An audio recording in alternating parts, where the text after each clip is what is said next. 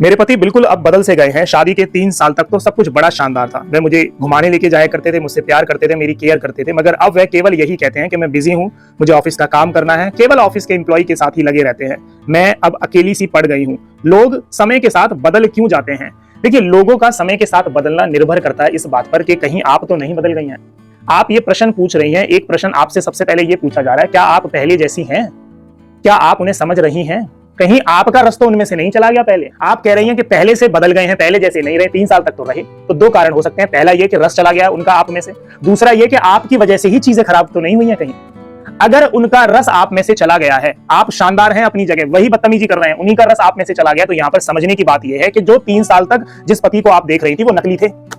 उन्होंने अपने आप को बदल लिया था ताकि वो आपका रस भोग सकें, आपका आकर्षण भोग सकें। अब उनको पता लग गया कि आपके भीतर अब कुछ रहा ही नहीं, जितना रस था, जितना आकर्षण था, वो आपसे ले चुके। अब आपके भीतर कुछ रहा ही नहीं, तो वो आपको एक्चुअल चेहरा दिखाने लगे। एक्चुअल में वो वैसे ही हैं।